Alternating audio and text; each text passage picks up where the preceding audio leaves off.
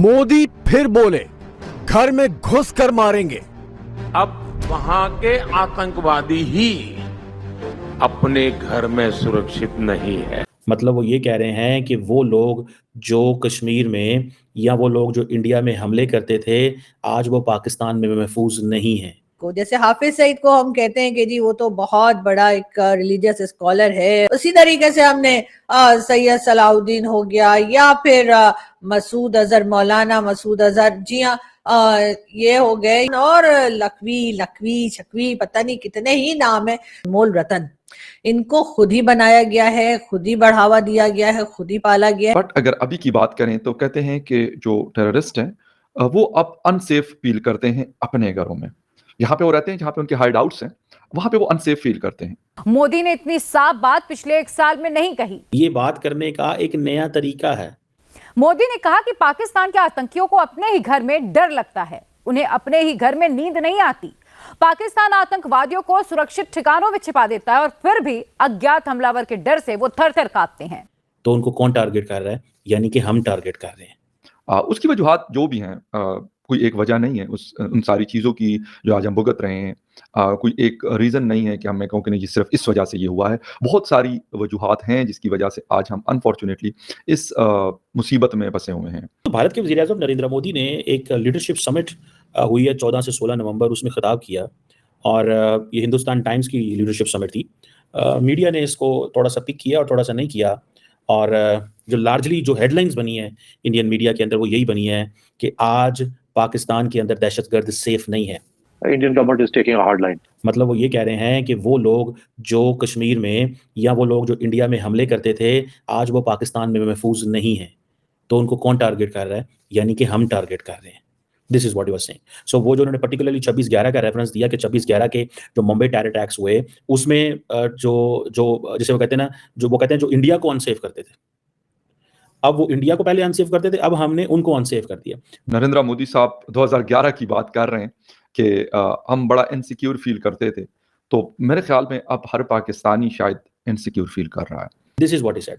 Now ये जो question है, ये जो नैरेटिव है जो प्राइम मिनिस्टर मोदी और उनकी पार्टी और सारे का सारा भारतीय मीडिया जिसको चला रहा है, क्वेश्चन ये है कि इसका पाकिस्तान की तरफ से कोई रिस्पॉन्स नहीं है, and nobody wants to talk on this, nobody wants to respond on this. मुझे तो इस चीज़ की समझ नहीं आ रही कि अगर नरेंद्र मोदी साहब ने ये बात की है तो पाकिस्तानी वज़ीर आज़म साहब, आपको कौन सी चीज़ रोकती है कि आप ना बोलें? डॉक्टर जयशंकर साहब आए पाकिस्तान, पाकिस्तान के वज़ीर आज़म साहब ने उनको बहुत अच्छा वेलकम किया, फॉरेन मिनिस्टर रिस्पेक्ट दी एयरपोर्ट पे, और आपको पता है मैंने तो कहा था 10 सालों में एक ही ट्वीट है जो डॉक्टर जयशंकर ने या भारत की तरफ से आई है, वरना उतो हमेशा ततीवाई आउंदी है।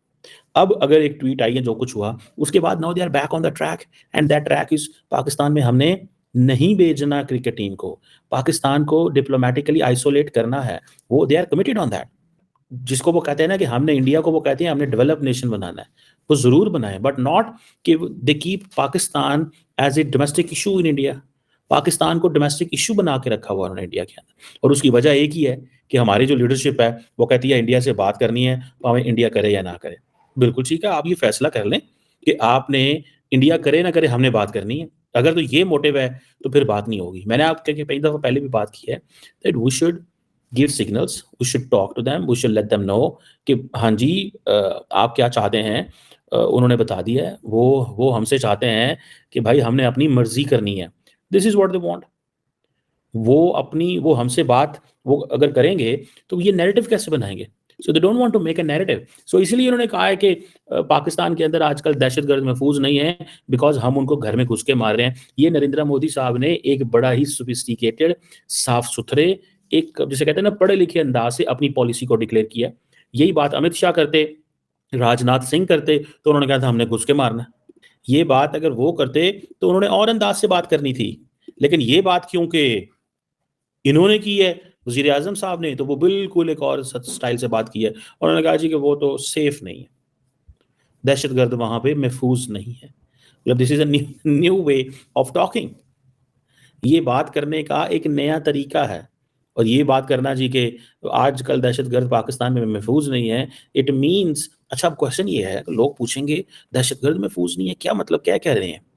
ये बात तो पाकिस्तान भी कहता है कि दहशतगर्द पाकिस्तान में महफूज नहीं, हम उनको टारगेट करते हैं, लेकिन इंडिया किन दहशतगर्दों को कहता है? इंडिया कहता है ये वो दहशतगर्द हैं जो इंडिया पे हमले करते थे, माजी में अटैक करते थे, वो महफूज नहीं है। अच्छा, ये अल्फाज दोनों तरफ से बोले जाते हैं। पाकिस्तान भी कहता है कि दहशतगर्द पाकिस्तान में हम उनको छोड़ेंगे नहीं, इंडिया भी कहता है, लेकिन दोनों का जो टारगेट ऑडियंस है वो अलग है। इंडिया के लिए कहते हैं कि वो दहशतगर्द जो कश्मीर में हमें तंग करते रहे, ये उनके अल्फाज है। This is what they believe in, कि जो कश्मीर में हमें तंग करते रहे, हम उनको हिट करते हैं। पाकिस्तान कहता है कि हम उनको हिट करते हैं जो अफगानिस्तान में बैठ के पाकिस्तान पे हमले करते हैं। जो कश्मीर के हवाले से जो बात चलती है उसमें पाकिस्तान कहता है जी कि हमने इनको मेन स्ट्रीम कर दिया है। सो हमें इस चीज़ को देखना है कि अगर ये ऐसी सिचुएशन है, हमने अगर उनको मेन स्ट्रीम किया है तो हाउ कम, हम इसको कैसे एक्सप्लेन करेंगे, हम उनको कैसे बताएंगे इस चीज़ को।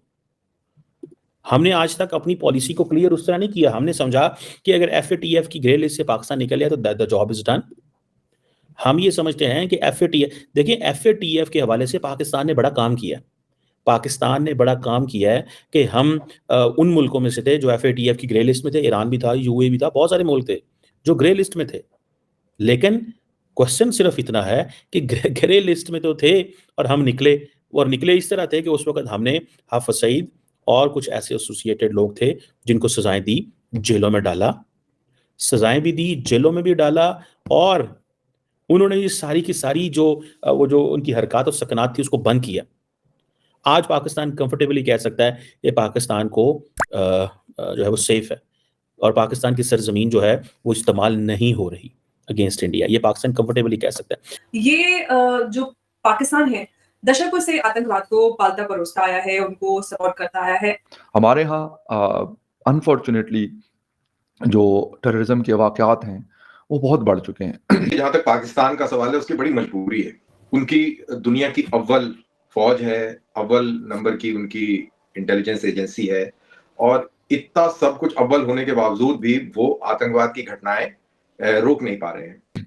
और ऐसा लगता है कि अब जो नरेंद्र मोदी साहब 2011 की बात कर रहे हैं कि हम बड़ा इनसिक्योर फील करते थे, तो मेरे ख्याल में अब हर पाकिस्तानी शायद इनसिक्योर फील कर रहा है। और रोज़ाना हम अच्छा खासा नुकसान उठा रहे हैं। हमारी इकोनॉमी उसकी वजह से उसके ऊपर भी उसके असरात हैं। हमारी पॉलिटिकल इंस्टेबिलिटी है, फिर उसके साथ साथ सिक्योरिटी के हवाले से फिर लोग कहते जी पाकिस्तान जो हमारा मुल्क है वो सेफ नहीं है। तो ये पैटर्न है, और उस पैटर्न में अब आपने देख लिया कि जैसे कहते हैं ना कि चैनल सब्सक्राइब करें और मेरे हर अपडेट आपको मिले, इसके लिए बेल आइकन जरूर दबाइएगा। आप सभी को मेरी ढेर सारी शुभकामनाएं।